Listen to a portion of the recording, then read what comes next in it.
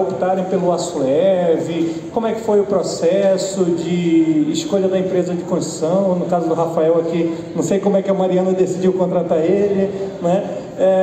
E falar um pouquinho da experiência mesmo, de viver dentro de uma casa, se tinha algo que vocês não esperavam, se vocês estão satisfeitos, se tem algo que surpreendeu vocês. É um bate-papo aqui mais livre e eu acho que aqui eu espero a contribuição aí do público também para vocês virem com bastantes perguntas ao final aqui das minhas. As minhas não são muitas, então vamos lá. Carla, você que está aqui do meu lado, eu vou começar com você, mas assim, me conta um pouquinho de onde surgiu essa ideia, por que você optou por aço leve? Obrigada, Renato. Boa tarde a todos. Meu nome é Carla Rodrigues e, como o Renato disse, já estou a morar numa casa em LSF, faz agora para o mês que vem 1 ano. Quando pensei em construir, andei a ver o que é que nós temos aí no mercado, porque já me falavam muito no sistema de aço leve, mas eu sinceramente não sabia o que era. E portanto fui procurar. Surgiam algumas dúvidas, obviamente, até a estrutura das paredes, confesso que no início me fazia alguma confusão, não é? Porque o tijolo é uma coisa a que estamos habituados no betão e depois de repente passamos para o sistema de aço leve. Andei também a ver casas que estavam a surgir nesta construção, acho que eu e o meu marido percorremos todos os becos aqui de Leiria, e onde sabíamos que havia a construção, tínhamos a curiosidade de ver, e o que nos levou depois a decidir por esta construção foi, sem dúvida nenhuma, percebermos que, em termos de comodidade acústica e térmica, não há igual. E para alguém friorento como eu, Renato, o calorzinho era tudo. Isto foi realmente o que nos levou a decidir essa construção. Antes de eu passar aqui para o Rafael, só mais uma dúvida. A questão de prazo, de tempo de obra, isso em algum momento pesou para ti? Isso foi um fator? Sim, e ainda bem que falas nisso. Pesou. Porque nós, para construirmos, vendemos o apartamento onde nós estávamos. E pensámos, alugamos algum imóvel, não alugamos? Bom, decidimos ir para casa de uma das nossas mães e perdemos um bocadinho também aquilo que é a nossa privacidade e fizemos com que alguém também a perdesse, não é? Obviamente, por muito que seja mãe ou sogra, não é a nossa casa. Quando a Stilome, passa publicidade, que foi a empresa que construiu, a Stilome, pronto, foi a Stilome que perceberam todos, não foi a Stilome, pronto. Quando eles nos disseram que a nossa casa podia ser construída em 6 meses e se houvesse derrapagem em 8, eu disse, epá, está aqui aquilo que nós precisamos, não é? Para voltarmos ao nosso ninho, que era aquilo que nós queríamos, e efetivamente foram cumpridos os 6 meses e foi muito bom. Boa. Bom, agora vamos falar aqui com um casal de arquitetos, então, que já tem conhecimento dos métodos construtivos todos disponíveis. O que levou vocês para o aço leve? Qual foi a ideia, Rafael?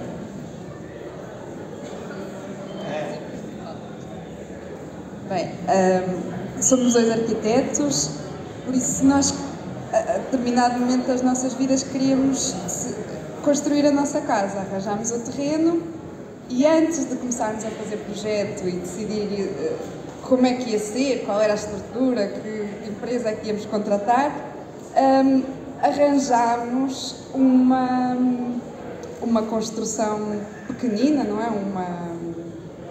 Uma tiny house, em terceira mão, neste caso, e por acaso era em aço leve. Mas não era para nós vivermos, era só para termos no terreno, para irmos trabalhando no terreno, ver aquilo a avançar e ter ali um sítio onde pudéssemos fazer almoços e tomar um banho antes de ir para casa. Bem, aquilo veio no verão, mais ou menos, entretanto entrou o inverno e nós ganhamos o hábito de ir para lá. Tínhamos uma salamandra lá dentro e aquilo era muito mais confortável do que a nossa casa, o nosso apartamento T2, não é?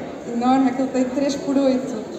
E nós, bem, quer dizer, então se nós queremos dormir aqui, qual é a vantagem de estarmos a alugar um apartamento na vila? Pronto, então entregámos o apartamento e decidimos entrar nesta aventura de ir morar para uma tiny house. Entretanto, o projeto estava a avançar, tínhamos o projeto alinhavado, precisávamos decidir como é que íamos construir a casa. Nós não queríamos construir a nossa casa numa construção tradicional, com betão, tijolo, argamassas. Queríamos uma construção que fosse desmontável, que fosse leve, que fosse fácil de fazer. E virámos se íamos para a madeira, se íamos outra vez para o aço. Íamos, quer dizer, foi uma coincidência com a casa anterior. E decidimos ir para o aço leve, mas tentar corrigir os erros que nós estávamos a ver que a casa pequenina tinha e os problemas que nós não queríamos que a casa grande tivesse. Agora vou passar aqui ao arquiteto. Muito bem. A Mariana odeia falar, não fazem ideia a conquista que foi este bocadinho.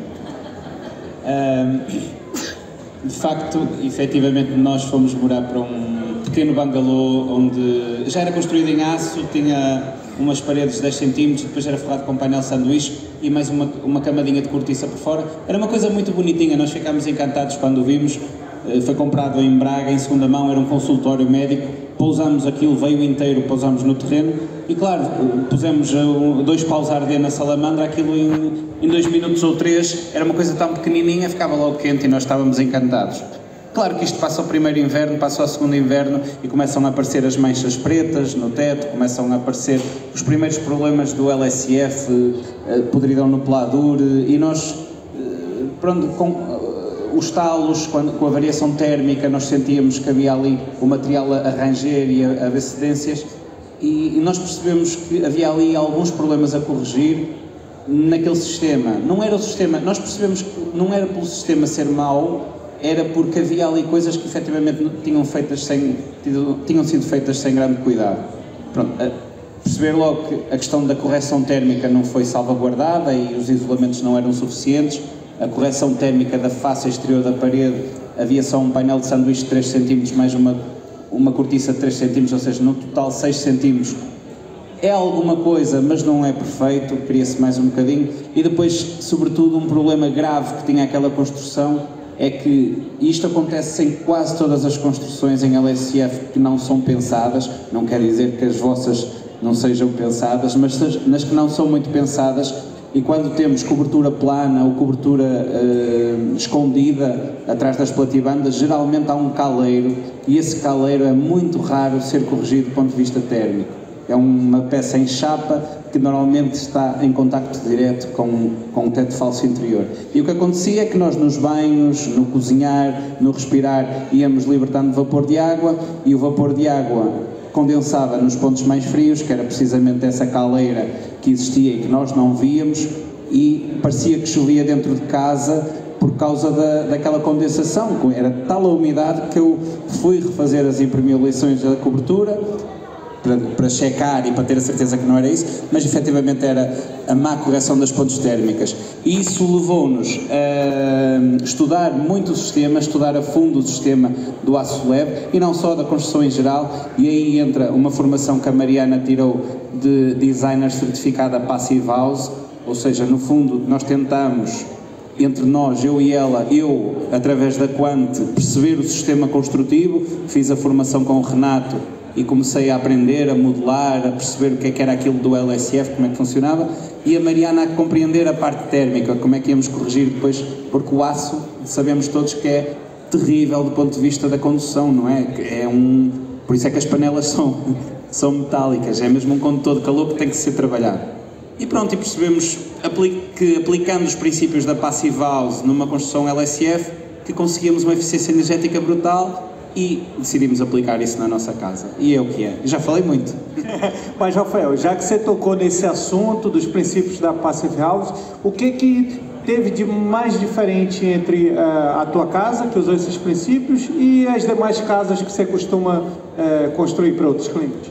Ok. Primeiro, a questão de não deixar nenhum ponto não isolado e não corrigido do ponto de vista da térmica, ou seja, aquilo que eu falava de haver um caleiro que não tinha isolamento, ou às vezes de volta das janelas é muito comum, por uma questão prática, nós assentamos a janela e a parafusamos ou diretamente ao aço ou ao OSB, mas não há ali nada que impeça que naquela esquininha de junção da janela que haja uma passagem, e já vimos aí expositores que têm pré-aros térmicos. É exatamente isto que nós precisamos fazer, por exemplo, na questão das janelas, porque instalar janela diretamente ao aço é criar ali um problema e uma ponte térmica. Isso é uma das coisas que a abordagem Passive House resolve, ou seja, ensina-nos a perceber e a detectar esses pequenos detalhes, a questão da caleira, e depois também o tratamento da estanquicidade ou da estanquidade ao ar, ou seja, nós normalmente estamos habituados na construção tradicional em que há uma ventilação natural, não é? A casa ventila, na arquitetura tradicional portuguesa, há um ventilar natural, até depois as casas foram evoluindo para ser casas cada vez mais fechadas, e começou-se a introduzir a ventilação programada, muitas vezes com grelhas nas janelas, depois mais tarde extratores, VMCs, e agora as VMCs duplo fluxo, ou seja, as casas evoluíram para um ponto em que se percebeu que, controlando as entradas e saídas de ar, conseguíamos subir os patamares de eficiência energética a outro nível, e a abordagem Passive House passa por aí, passa por vedar completamente todas as saídas do ar. Por exemplo, a nossa casa não tem uma chaminé comum daquelas que sai o ar lá para fora. O exaustor, por exemplo, é um exaustor de filtro de carbono, em que filtra ali e não temos uma saída direta. A própria salamandra também é uma salamandra estanque, que tivemos de procurar no mercado, porque não é muito fácil encontrar salamandras que vedem completamente a entrada, que não tenham aquela... Isto, claro, é levar o ponto ao extremo, mas nós queríamos levar a situação ao extremo para tentarmos perceber como é que o sistema funcionava. E, claro, isto depois não vamos ficar abafados, e é tudo compensado com uma VMC duplo fluxo, também está ali em baixo uma. Já hoje em dia é cada vez mais comum nós vermos nas habitações a ventilação mecânica, que no fundo é uma máquina que garante a renovação do ar da casa sem perder a energia térmica e sem gastar energia para aquecer, ou seja, é o ar que sai que aquece o ar que entra, e há ali uma renovação a baixo custo, aquilo tem um consumo energético muito baixo. Portanto, são esses princípios, é igual ao de um frigorífico, normalmente. São esses princípios, é o vedar bem, isolar bem, janelas de alta eficiência e a questão da ventilação mecânica. Ok, bom, a Carla já falou que ela se assustou um pouquinho no processo da construção, que via aqueles perfis todo solto, todo aberto ali, como é que ia vedar, mas me conta, alguma coisa te surpreendeu, te assustou, te surpreendeu positivamente durante esse processo da construção? Eu tive lá algumas vezes durante a obra, até levei alunos para ir lá conhecer a obra, de mês em mês a Carla me via lá chegar com 15 pessoas e entrar lá pela casa dela, mas enfim, me conta assim, como um dono de obra, como um leigo da construção, o que te assustou, o que te surpreendeu positivamente? É verdade, e a minha casa ainda continua a ser a casa aberta da Steel Home quando é preciso, mas está tudo bem, já temos saudades dessas visitas. Olha, o Rafael falou ali muito bem em todas as partes técnicas, ainda bem, porque eu disse, sou um zero à esquerda. Pronto, andava sempre ali com questões ao Salvador para conseguir resolver. Mas confesso que quando comecei a ver toda a construção, assustei-me um bocadinho, sim. Porquê? Primeiro pela história das paredes, que eu já falei, porque fazia-me imensa confusão termos o aço tudo bem, mas depois temos as tais placas USB, lã de rocha, e entretanto algumas crianças jogavam à bola e a parede caía. Esta era a sensação que eu tinha. Pronto, alguém vem aqui e isto não há hipótese, tem aqui um bocado mais de vento e parece a casa dos 3 porquinhos, que uma delas voava. E eu assustava muito com isso, e também com o telhado, tenho que ser sincera. Eu escolhi linhas direitas e por muito que me explicassem como é que ia ser a estrutura, eu achava que na primeira chuva o teto cedia. Isto eram as minhas grandes preocupações e que passaram. Já apanhámos chuva, já apanhámos vento, já choveu imenso e o teto está lá e as paredes estão lá e está tudo a funcionar. Aquilo que mais me surpreende neste sistema é exatamente a parte térmica e a parte acústica. Vou só aqui comentar que eu tenho uma linha de comboio a 20, 30 metros da minha casa e eu não ouço comboio dentro da minha casa e também não ouço a chuva. Se chover, eu também não ouço a chuva. Se eu estiver numa casa em alvenaria, muitas vezes nós ouvimos a chuva. Portanto, aqui a acústica também funcionou muito, muito bem. Isto foi o que mais me surpreendeu, sem dúvida nenhuma. Bom, para o Rafael e para a Mariana vai ser um pouquinho diferente. Como vocês já são da área, o que vocês notaram de diferente entre o planeado e a execução da obra? Alguma coisa te surpreendeu? Tu falou, não, eu achei que isso aqui ia ser mais fácil, ia ser mais difícil e acabou que...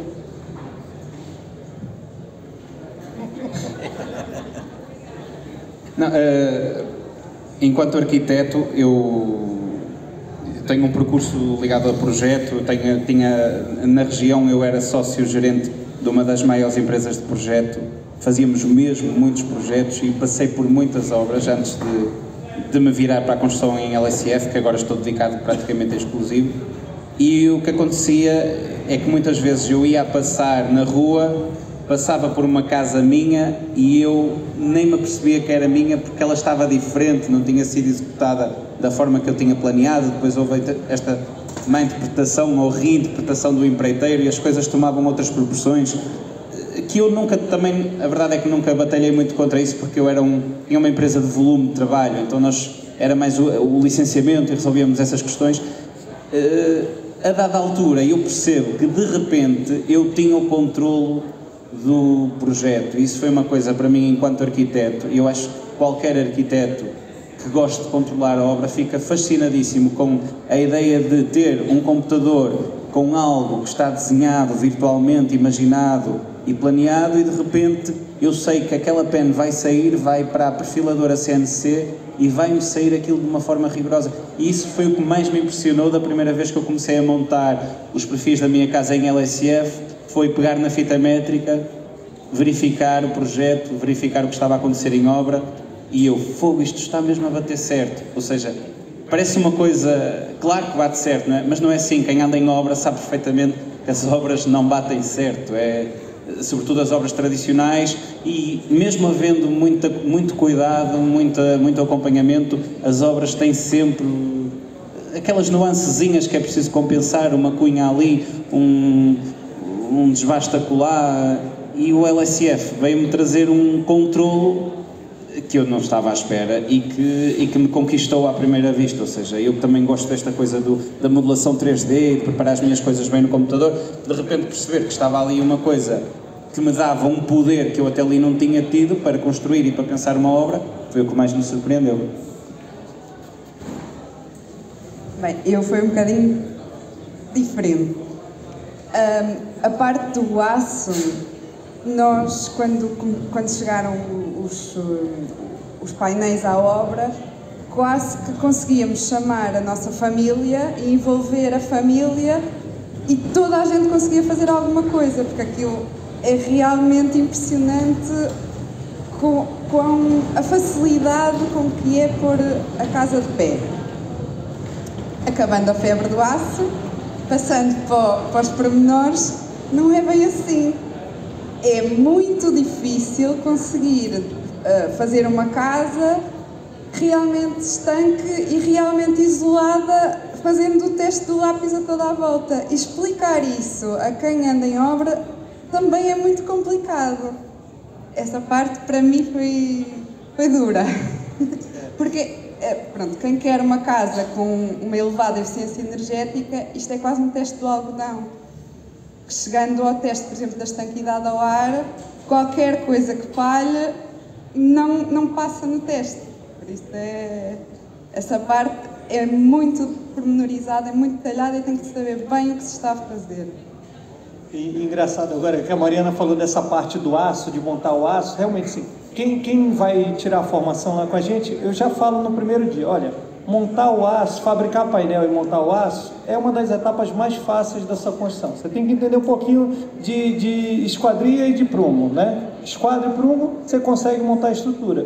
Os problemas acontecem depois. Então, assim, é por isso que muitas vezes eu batalho com o dono de obra, com o construtor, falo, olha, você tem que ter uma pessoa, um diretor de obra, um arquiteto ou um engenheiro que tenha a visão geral da obra. Porque o problema não acontece na montagem do aço. Montagem do aço a gente tem hoje em dia várias equipas de subempreiteiros que a gente consegue indicar, a pessoa vai lá e monta o aço rapidamente. O problema é depois, porque depois vem uma obra de engenharia como qualquer outra, com todas as suas dificuldades, todas as especialidades, impermeabilizações e tudo mais. E é isso que muitas vezes, quando uma pessoa não é técnica e quer fazer a autogestão da sua construção, é aí que dá, digamos assim, os grandes problemas, tá? Agora, voltando aqui de novo, aqui uma parte mais térmica. Você falou que hoje em dia eu quero saber o que hoje tem na sua casa em relação a equipamentos, né? Se é VMC, se é ar-condicionado, o que é, e como tem sido os dias mais quentes e os dias mais frios lá da sua casa. Neste momento, a única coisa que nós temos em casa é uma VMC. Ainda nem sequer tem ar-condicionado. Deixámos a pré-instalação feita, mas só temos a VMC.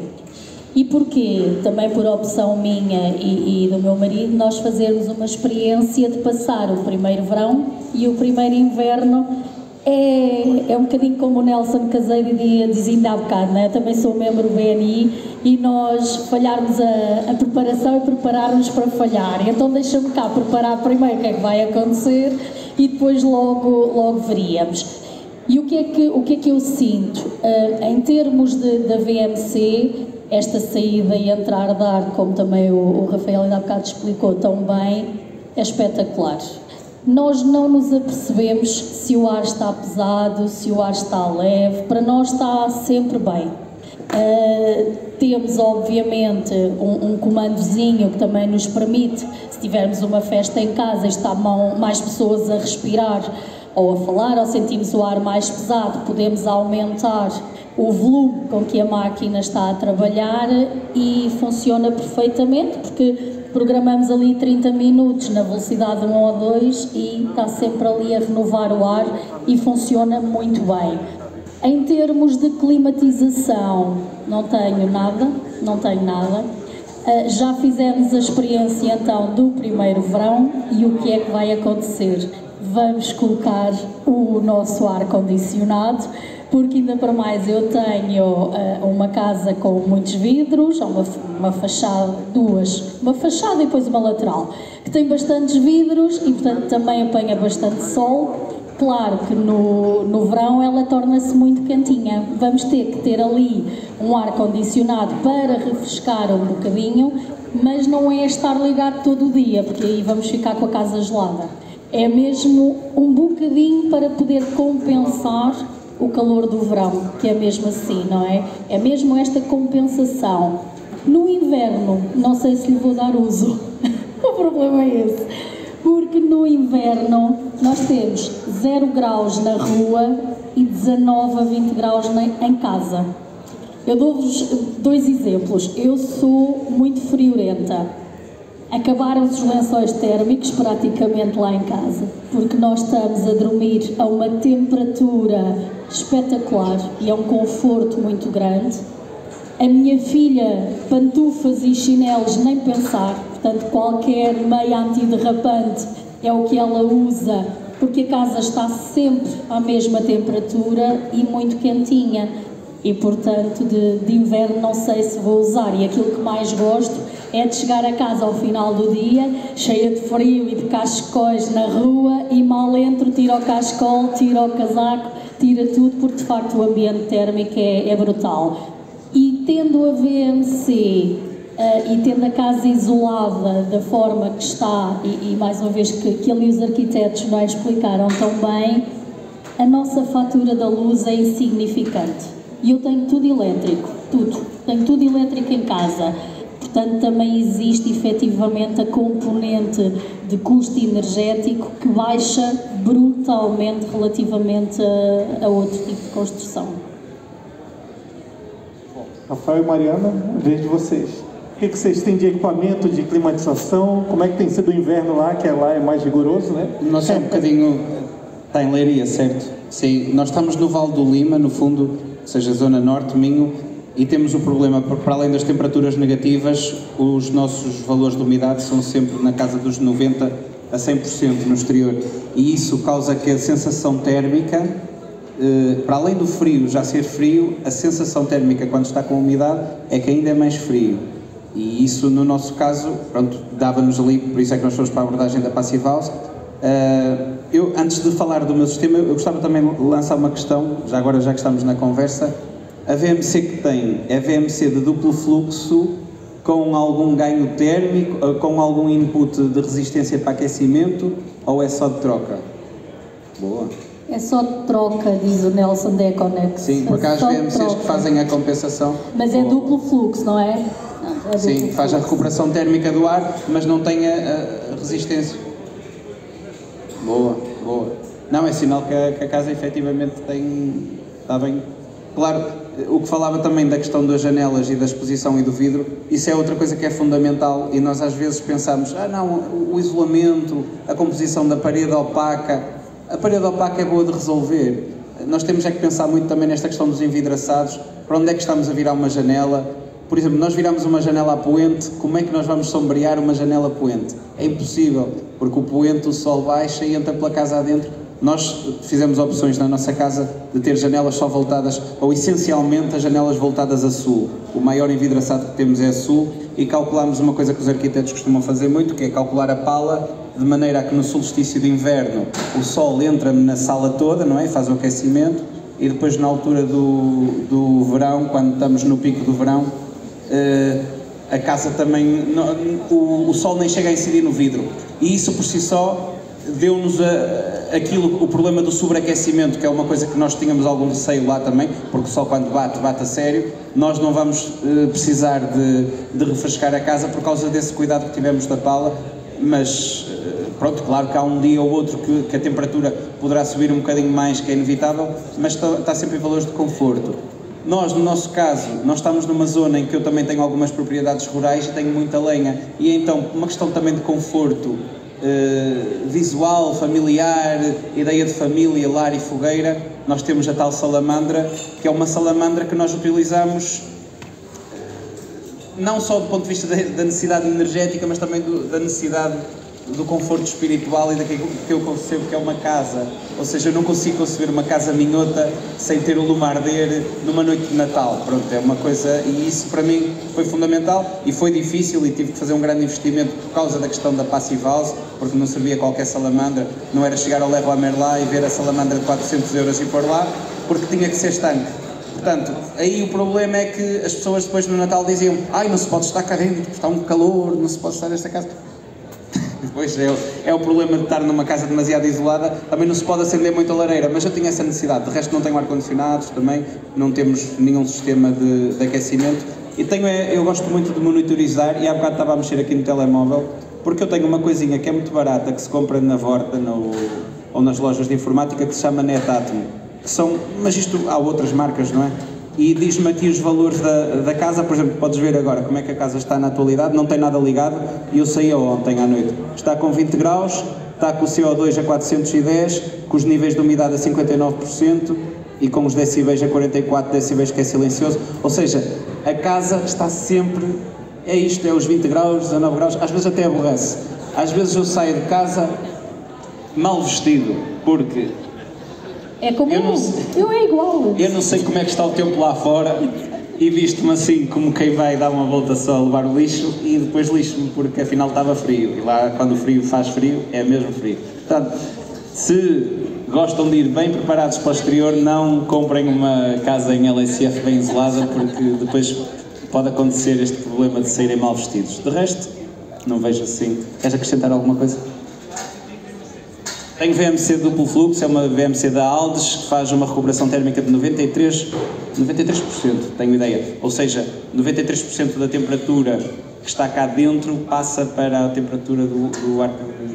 É alta eficiência, quando a partir dos 90 começa a ser uma boa. Mas isso é mais ali a menina. Bom, eu estou chegando aqui às minhas últimas perguntas. Eu espero que vocês também tenham curiosidades aqui para contribuir com essa conversa. Mas a minha penúltima pergunta, você teve alguma situação que você teve que mudar a forma como você estava acostumado a agir por causa da casa sem LSF? Sei lá, eu vou pregar um quadro, estava acostumado a fazer de uma forma, ou tem que pendurar uma TV na parede, aí será que vai dar certo? Teve alguma situação assim? Tens uma bola de cristal. tive... ok.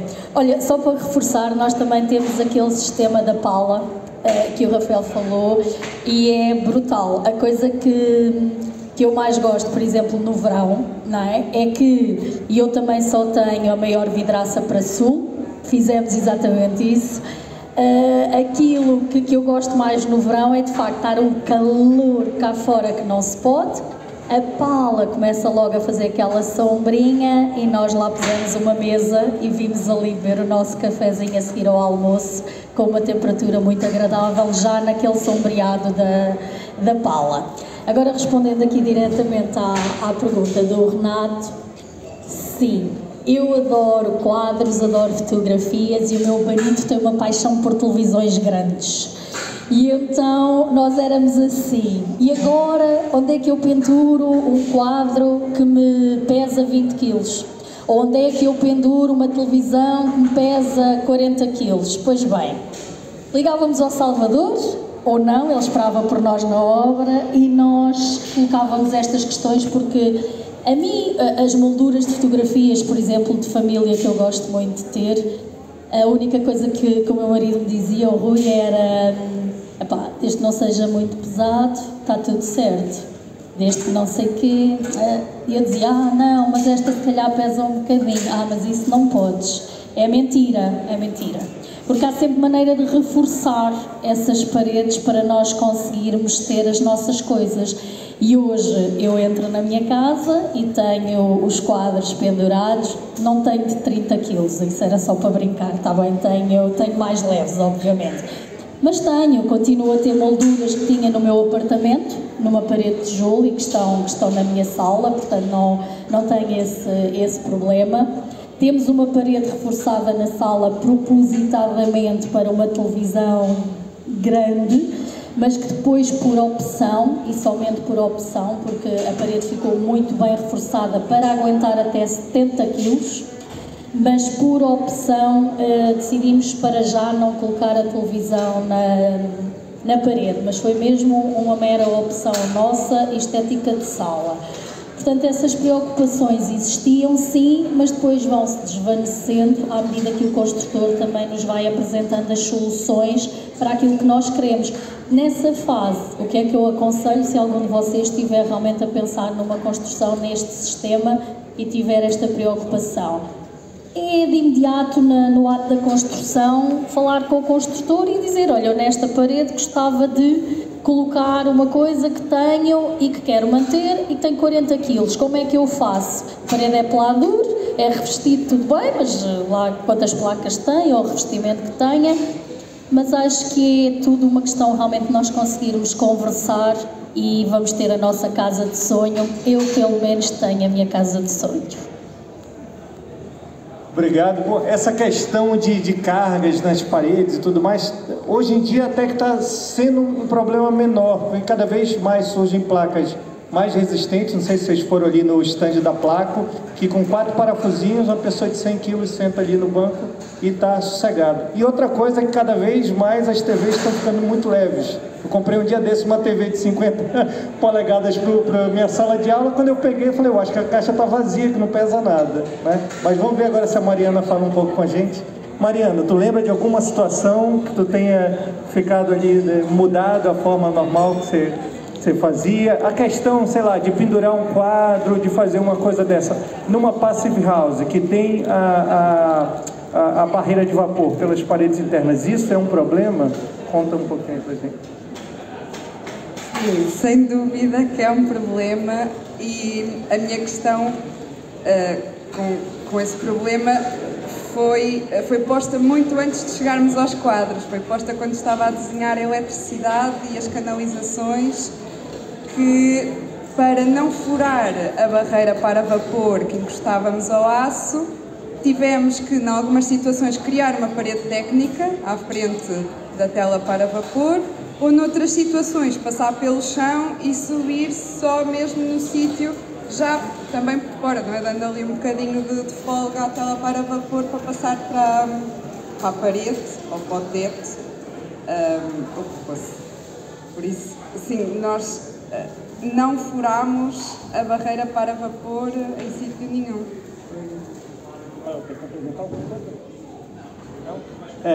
Bom, eu tenho uma última pergunta, mas eu quero saber se alguém aqui da plateia tem alguma dúvida, se quer fazer uma pergunta aqui para os moradores. Está todo mundo tudo esclarecido, né? Tá ótimo. Bom, então eu vou... Os oradores são ótimos, não ficou nenhuma dúvida. Obrigado por estarem presentes. Só queria perguntar se as vossas casas têm stores, e se as janelas têm stores, e se tiver algum problema com o isolamento. Nós temos persiana rotativa, ou seja, é daquelas que consegue controlar de forma elétrica a entrada do solar, não é? Os ganhos solares.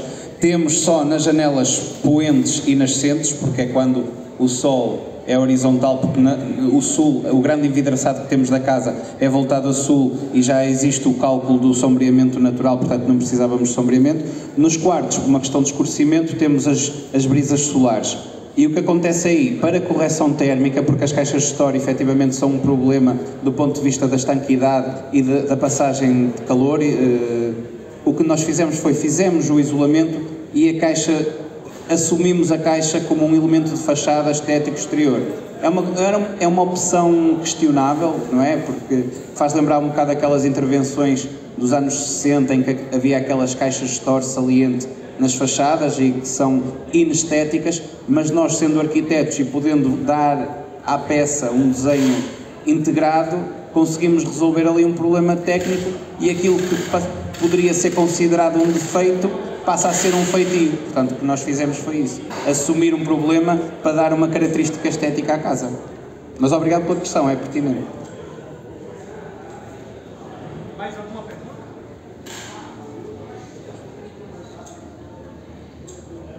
Então vamos lá, minha última não é muito uma pergunta, mas eu queria que você desse o seu relato para alguém que te perguntasse se vale a pena construir uma casa em aço leve. E deixa aqui seus recados finais. Obrigada, Renato. Eu tenho uma história agora muito recente e até muito engraçada, que vai para além de ter aconselhado alguém a fazer uma casa. Porque uma casa eu aconselho e a 500%, mas eu aconselhei a fazerem um lar de idosos. E fazer um lar de idosos em sistema de aço leve é qualquer coisa.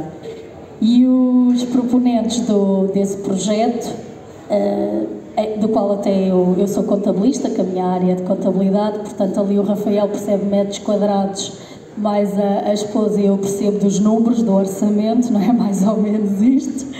Mas eles estavam a construir, é um processo que eu já estou a acompanhar com eles desde 2016, muito burocrático, sem dúvida nenhuma, mas em que a preocupação principal era o bem-estar dos idosos e do pessoal que lá trabalha, obviamente, e que vai lá passar muito tempo. E eu disse-lhes, por que não fazer no sistema de aço leve? As perguntas deles foram surgindo, eu fui tentando explicar e dar o exemplo com a minha própria casa, e depois levei-os a quem construiu a minha, para nós vermos se isto era uma ideia muito maluca, e não é. não é. Efetivamente temos feito reuniões já, portanto o orçamento já foi ultrapassado, o financiamento está ultrapassado e nesta última reunião os construtores já mostraram aos proponentes os slides de construção, portanto o aço já montado, o resto de chão, o primeiro andar e já mostraram como é que vão ser as paredes e de facto vai haver ali um conforto enorme para os idosos que lá vão estar, tanto a nível térmico como a nível acústico, como as VMCs que vão ser colocadas, como as bombas de calor que vão ser também colocadas, a climatização, a parte de todo o isolamento de janelas e tudo o que também já foi aqui falado. E portanto eu acho que ao aconselhar uma construção de um lar de idosos no sistema LSF, aconselharia qualquer pessoa, não é? Porque as crianças e os idosos precisam de muito conforto, nós também, mas eles precisam de um conforto extra e, portanto, a melhor confiança que eu realmente vos posso dar é este exemplo que é extremamente recente, que é a construção, aconselhei a construção de um lar de idosos a LSF e vai ser começado a construir.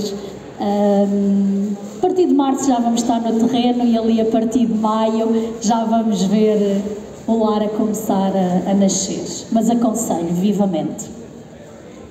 Obrigado. Agora você, Rafael e Mariana, o que vocês têm a falar para alguém que pergunte a vocês se vale a pena construir uma casa em Assuero?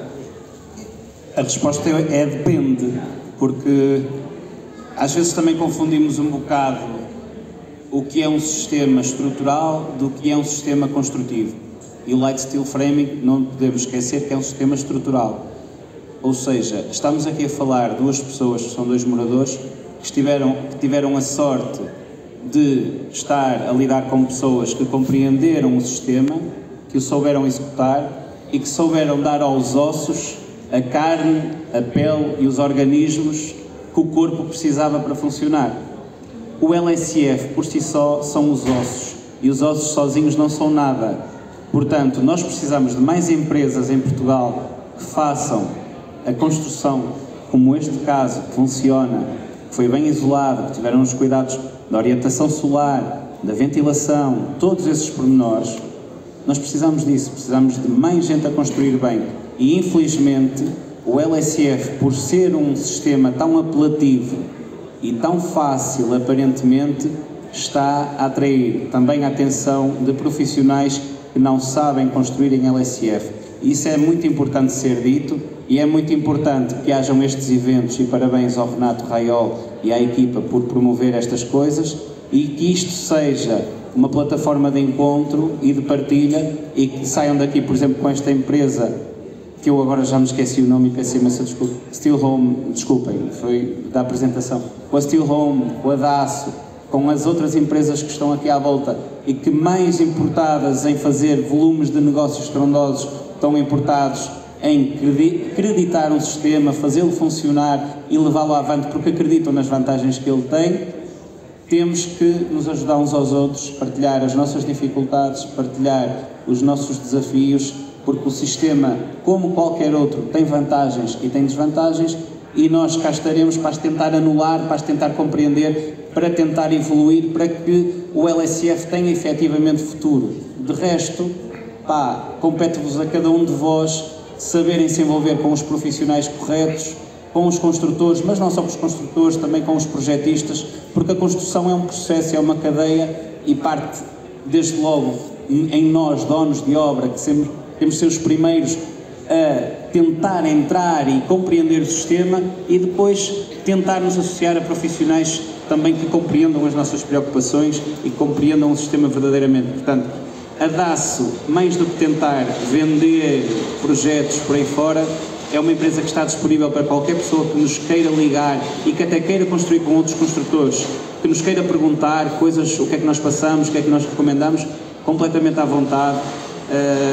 E é este o espírito que eu quero trazer esta feira. Portanto, o espírito de partilha, o espírito de entreajuda e o espírito de estarmos alerta, porque o LSF não é sinónimo de qualidade.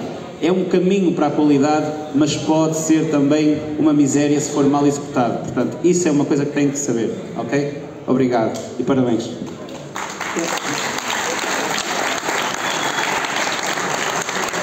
Para a Mariana não falar que o Rafael disse tudo, eu tenho uma pergunta bem específica.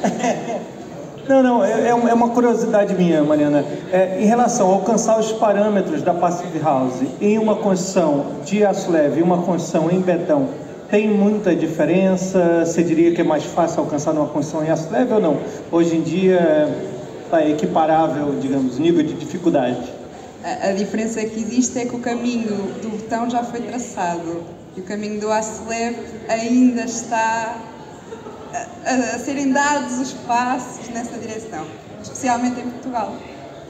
Mas, sim, é mais difícil anular a ponte térmica, claro, mas não é de todo impossível. E há várias casas em aço leve, noutros países, já registadas como casas Passive House. Malta. Noutros países mais difíceis do que Portugal. Pois, é verdade. Malta, muito obrigado. Vocês não podem imaginar o quanto eu estou feliz com o resultado desses 2 dias. Eu estou exausto. Hoje à noite vou cair na cama e pronto, mas, cara, eu não posso deixar de agradecer todos vocês que estão aqui até esse horário, todos aqui, os convidados que participaram dessa conversa que também, de novo, superou minhas expectativas.